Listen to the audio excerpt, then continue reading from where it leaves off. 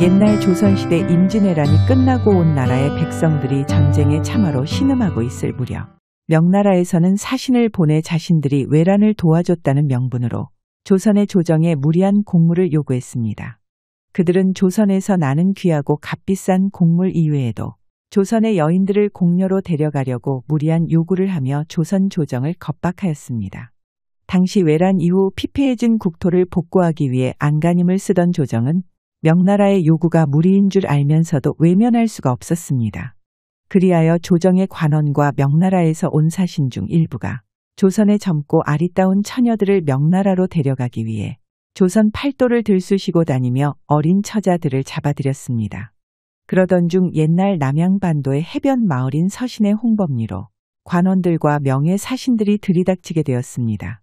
마을의 어른들과 남정네들이 어린 처자들을 보호하려 이들 앞을 가로막아 보았지만 관원들과 명예사신들의 행패에 큰 곤욕을 치르다 피를 흘리며 쓰러지고 말았습니다. 이 마을에서는 남양 홍씨 가문의 홍만석의 딸 홍랑이란 처녀가 있었는데 그 외모가 절세미녀인데다 지니고 있는 재지 또한 누구도 따라올 처녀가 없다고 소문이 자자했습니다. 이미 그녀의 소문을 접한 관원과 명나라 사신들이 홍만석의 집에 들이닥쳐 홍랑을 내놓으라고 온갖 행패를 부리며 집안 사람들을 위협하기 시작하였습니다.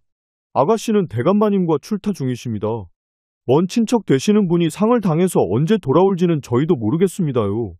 뭐야 그 말을 지금 믿으라는 것이냐. 홍랑이를 순순히 내놓지 않으면 이 집안뿐만 아니라 이 마을 역시 무사하지 못할 것이다. 그러니 좋은 말로 할 때 순순히 홍랑이를 내 앞으로 데려오거라. 몇 번이나 말씀드리지 않았습니까요?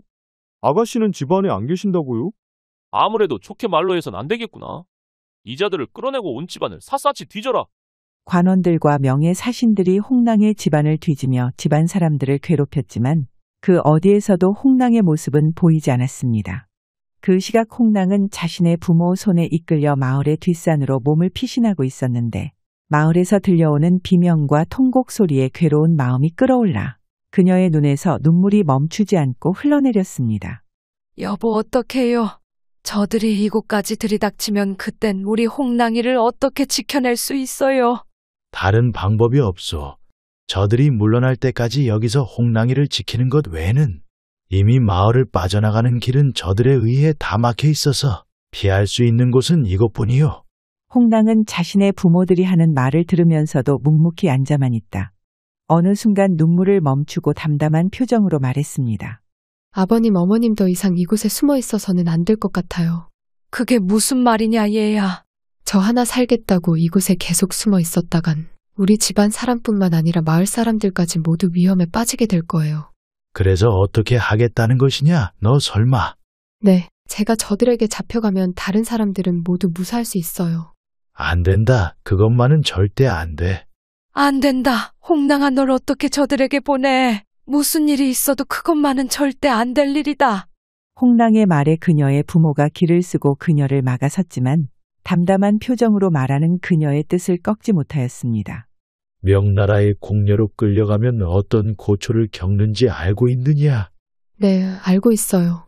그런데 어찌 저들에게 잡혀가겠다는 것이야. 내 눈에 흙이 들어가기 전에는 절대 그렇게는 아니 된다. 제가 가지 않으면 나머지 사람들은요. 아버지, 어머니도 잘 아실 거예요. 저들은 저에 대한 소문을 들어서 절 찾기 전에는 절대 물러서지 않을 거예요. 홍랑아 얘야. 그녀의 부모가 피눈물을 흘리며 홍랑을 만류하였지만 그녀는 결국 산을 내려와 관원과 명예사신들 앞에 자기 발로 나타났습니다. 과연 소문이 사실이구나? 아니 소문보다 더한 미녀로다. 조선에 너 같은 미인이 있다니. 명예사신이 홍랑을 보고 감탄을 내뱉으며 음흉한 눈길로 그녀를 훑어보았지만 홍랑은 두려움 하나 없이 담담한 표정으로 그들에게 말하였습니다. 부탁이 하나 있습니다. 그래 무슨 부탁이냐. 내가 무슨 말을 하든 내 한번 들어보마. 저를 잡아가는 대신 다른 이들을 놓아주시지요. 그리고 마을 사람들을 더는 괴롭히지 말아주세요. 무엇이라 그것은? 홍랑의 말에 사신이 잠시 고민하다 대답하였습니다. 알겠다. 내 청을 들어주마. 더 이상 이 마을에는 손끝 하나 대지 않겠다. 그리고 또 한 가지 부모님께 인사를 드릴 시간을 잠시만 주시지요. 알겠다. 그것도 내 뜻대로 하거라. 홍랑의 부모는 공녀로 잡혀가는 딸을 붙잡고 하염없이 눈물을 흘렸지만 그녀는 그런 자신의 부모를 따뜻하게 안아주고 한 가지 부탁을 하였습니다. 아버님, 어머님 떠나기 전에 한 가지 부탁드릴 것이 있습니다. 그것이 무엇이냐, 얘야. 필요한 것이 있으면 무엇이든지 어미한테 말하거라. 떠나기 전 저에게 우리 마을에 모래 3마리과 물 3마리, 그리고 대추 3마리를 구해주셨으면 합니다. 그것들을 어디에 쓰려고 하느냐? 홍랑의 말에 그녀의 부모가 의아한 듯 묻자 그녀는 그것이 꼭 필요하다고만 말하자 그녀의 아버지가 급히 마을에서 그녀가 말한 것을 구해서 돌아왔습니다. 아버님, 어머님 항상 건강을 챙기시고 제 걱정일랑 하지 마셔요. 우리 딸 어찌 너를 보내고 이 어미가 편히 지낼 수 있겠느냐. 걱정하지 마세요, 어머니. 언젠가는 꼭 고향으로 돌아올 것이니 그때까지 부디 보증하셔야 돼요. 홍랑이 사신들에게 이끌려 마을을 떠나갈 때 그녀의 부모뿐만 아니라 온 마을 사람들이 나와 슬픔에 잠긴 채 그녀의 떠나는 모습을 지켜보았습니다. 이후 그녀는 조선에서 잡혀온 다른 처녀들과 함께 몇 달에 걸쳐 험한 길을 걸어 명나라에 도착할 수 있었는데 오랜 시간 고된 생활을 한 탓에 그녀의 의복이 남루해지고 외모가 허름해져도 홍랑의 미모는 조금도 바래지 않았습니다. 명나라에서도 곧 그녀에 대한 소문이 퍼져 결국 명황제의 귀에까지 들어가게 되었는데 평소 여색을 밝히던 황제는 곧 그녀를 궁으로 불러들이게 되었습니다. 소문이란 사실보다 과장되는 법이거늘 내 미모는 오히려 실물이 듣던 것보다 훨씬 뛰어나구나. 홍랑을 본 황제는 한눈에 그녀의 미모에 빠져 그녀를 후궁으로 책봉한 후 보물처럼 아끼게 되었습니다. 허나 그녀는 황제의 총애를 받으면서 온갖 값 비싼 보물에 둘러싸이고 진귀한 산의 진미를 내놓아도 그 어떤 것에도 관심을 두지 않았습니다. 궁궐에 들어온 이후 그녀는 그 누구와도 일절 대화하지 않았고 궁에서 나오는 음식 역시 단 한 점도 먹지 않았습니다. 홍랑은 목이 마를 때면 고향을 떠나기 전 가져온 물을 마시고 배가 고플 때는 대추를 조금씩 꺼내 먹으며 하루하루 버티며 자신의 처소에서 조용히 살아갔습니다. 그뿐 아니라 그녀는 온종일 자신의 처소에서 거의 나오지 않았는데 어쩌다 나와 걸을 때면 고향에서 가져온 모래를 궁궐들에 뿌려 그 위를 밟으며 다닐 뿐 궁 안의 다른 땅은 일절 밟지 않았습니다. 그런 그녀의 행동은 궁안 사람들 모두에게 소문이 나 명나라 사람들은 그녀를 신비하면서도 고귀한 존재로 생각해 그 누구도 그녀를 함부로 대하거나 업신 여기지 못했습니다. 황제 역시 그녀를 어떤 후궁보다 총애하여 홍랑의 관심을 사려 가진 노력을 기울였지만 그녀는 그 어떤 것에도 관심을 두지 않고 오로지 조용히 살아갈 뿐이었습니다. 홍랑아, 너는 어찌하여 나의 마음을 이리 못 알아주는 것이냐? 내가 원하는 것이 있다면 그게 무엇이든 나에게 말해보거라. 황제가 애가 타 그녀에게 원하는 것을 무엇이든 들어주겠다 물어보아도 그녀는 언제나 묵묵부답이었고 다름이었다면 큰 벌을 내릴 만도 한데 황제는 그녀에게 푹 빠져 속을 애태우며 전전긍긍하기만 하였습니다. 그렇게 홍랑은 그 누구와도 어울리지 않고 떠나온 고향을 그리워하며 매일같이 부처님께 기도하거나 경전을 읽으며 시간을 보내었는데 어느덧 그녀가 고향에서 가져온 물과 대추가 거의 다 떨어져 가자 그녀는 하루 종일 물 한 모금, 음식 한 입도 먹지 않은 날이 계속되어 시간이 갈수록 몸이 쇠약해져 갔습니다. 그런 홍랑을 보며 황제는 그녀를 걱정하여 의원을 보내 살펴보고 귀한 약재를 내려 그녀의 몸을 치료해 보려 했지만 그 어떤 것도 약해져가는 그녀의 몸을 낫게 하지는 못하였습니다. 결국에는 홍랑의 몸이 약해져 하루가 다르게 나빠져만 가다 의식을 잃게 되는 날까지 많아지자 그런 그녀를 보며 의원들은 살아갈 날이 얼마 남지 않았으니 마음의 준비를 해야 된다는 말만 남겼습니다. 그런 그녀가 며칠 동안이나 의식을 잃고 누워 지내다 문득 정신을 되찾더니 주변을 둘러싸고 있는 궁인들에게 나직한 목소리로 말하였습니다. 내가 세상을 떠나더라도 내 몸은 보살이 되어 영원히 남을 것이며 내가 뿌린 모래는 궁궐들에 남아 천자가 회개하도록 할 것이다. 그녀의 말을 들은 궁인들은 모두 그 자리에 엎드려 감히 그 어떠한 말도 하지 못하고 고개를 수그리고만 있었습니다. 그날 밤 홍랑은 조용히 눈을 감았고 그녀가 세상을 떠났다는 소식에 황제와 그녀를 모시던 궁인들뿐 아니라 궁궐 안의 모든 사람들이 슬픔에 잠겨 애통해했습니다.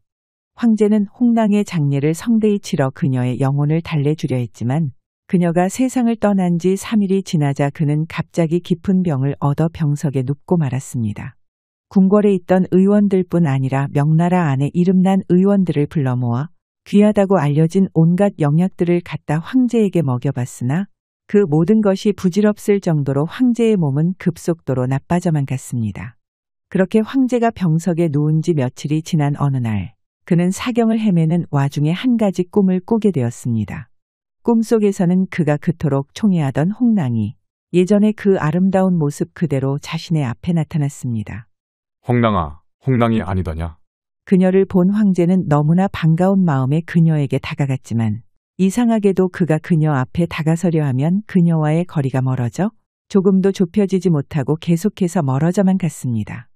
홍랑아, 내 잠시도 너를 잊지 못하였거늘 너는 아직도 나의 마음을 몰라주는 것이냐?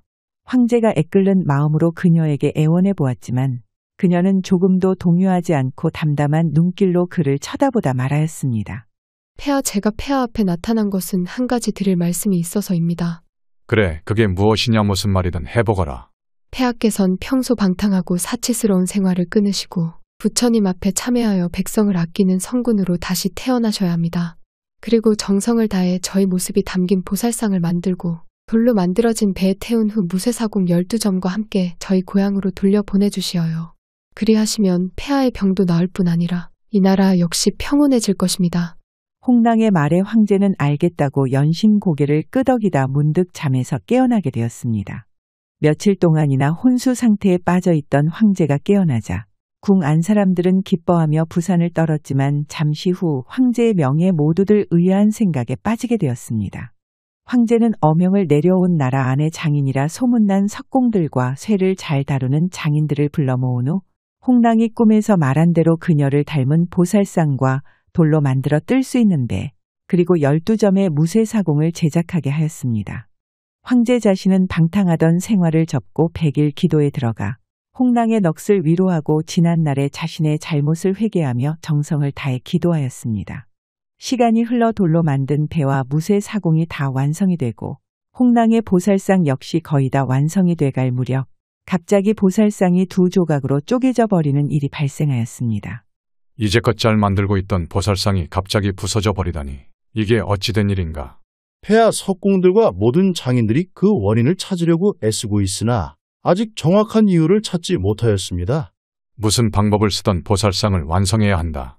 석공들과 장인들에게 몸가짐을 바르게 하고 정성을 쏟아 보살상을 완성하라고 전하여라.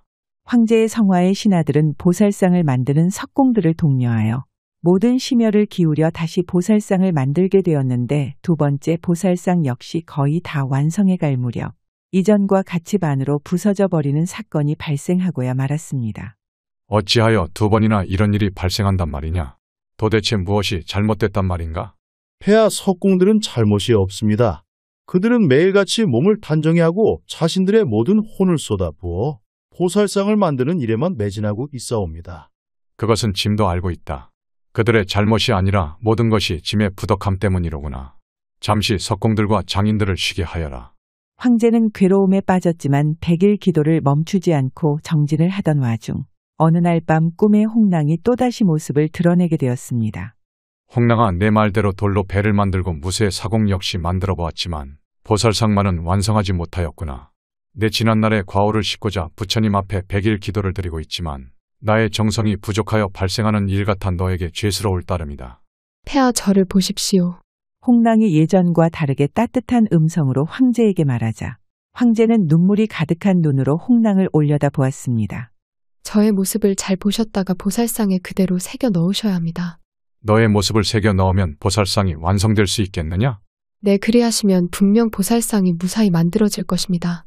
홍랑의 말을 들은 황제는 잠에서 깨어난 뒤 화공을 불러 홍랑의 모습을 그리게 한 후 그것으로 석공들에게 홍랑의 모습을 담아 보살상을 만들게 하였습니다. 그렇게 하자 보살상은 더는 훼손되는 일 없이 무사히 완성할 수 있었고 100일 기도를 마친 황제는 돌로 만든 배의 보살상과 함께 12점의 무쇠사공을 실은 후 돌로 만들어진 배가 무사히 홍랑의 고향까지 도착할 수 있길 기도하였습니다. 사람들은 무거운 돌배가 바다에 가라앉지는 않을까 걱정하였지만 돌로 만들어진 배는 무쇠사공과 보살상을 태우고 파도를 헤치며 조선으로 항해를 시작하였습니다. 그 무렵 홍랑의 고향인 홍범리의 홍씨 문중의 원로 3명은 같은 날 같은 꿈을 꾸게 되었는데 꿈속에서 홍랑이 나타나 그들에게 자신이 돌아오는 것을 전하였습니다. 며칠 후 서신 앞바다에 돌로 만들어진 배가 도착할 것입니다. 그 안에는 돌로 만들어진 보살상과 무쇠사공이 있으니 이것을 가져다 사찰을 짓고 잘 모시면 마을과 사람들에게 좋은 일을 불러올 것입니다. 잠에서 깬 원로들은 마을 회의를 열어 자신들이 꾼 꿈 이야기를 하자 사람들은 이 일이 보통 예산일이 아니라 생각하여 홍랑이 말한 날에 모든 준비를 갖추고 서신 앞바다에 나가 기다리게 되었습니다. 그들이 아침부터 목이 빠지게 기다리길 한참이 지나 정오가 됐을 무렵 먼 바다에서 배 한 척이 나타나 점점 가까이 다가오고 있었습니다. 마을 사람들은 기대에 찬 마음으로 바라보다 그것이 가까이 와 살펴보자 정말 돌로 만들어진 배에 살아생전 홍랑의 모습을 닮은 보살상과 12점의 무쇠 사공이 타고 있었습니다. 마을 사람들은 이렇듯 무거운 돌배가 노젓는 사람 하나 없이 명나라에서 자신들의 마을까지 올 수 있었던 것은 모두 부처님의 가호가 있었기 때문이라며 연신 기도를 올리고 서둘러 보살상과 무쇠 사공을 자신들의 배에 옮겨 실었습니다. 사람들이 보살상과 2점의 무쇠 사공을 배에 옮겼을 무렵 갑자기 돌로 만들어진 배가 가라앉기 시작하더니 나머지 10점의 무쇠 사공과 함께 바닷속으로 가라앉는 일이 발생하였습니다. 모두 물러서시오. 그래도 보살상을 건져내서 천만 다행입니다. 그러게나 말이네. 어서 보살상과 무쇠사공을 잘 모시자고. 그렇게 마을 사람들이 홍랑의 보살상을 무사히 모셔오자 사람들은 그날부터 모든 일을 뒤로 하고 서신 앞바다가 굽어 보이는 마을 뒷산에 홍법사라는 사찰을 세워 보살상과 무쇠사공 2점을 모시고 홍랑의 영혼을 위로하며 정성껏 제를 올렸습니다. 홍랑 보살님 이제 고향으로 돌아왔으니 그간의 괴로움을 모두 잊으시고 부디 성불하십시오. 이후로 마을 사람들은 마을의 번영과 안녕을 위하여 수시로 홍법사에 와 기도를 하였으며 현재까지도 화성시 서신면 홍범리에 있는 홍법사에는 보살상과 무쇠사공이 보존되어 있습니다. 또한 홍법사 내에 홍랑각을 지어 홍랑의 영정을 모셔놓고 그녀의 영혼을 현재까지도 위로하고 있습니다. 이 이야기는 화성시 서신면 홍범리에서 전해 내려오는 홍랑각 씨의 전설을 바탕으로 각색하여 만든 이야기입니다. 영상 시청해 주셔서 감사드리고 재미있게 보셨다면 좋아요, 구독 부탁드립니다.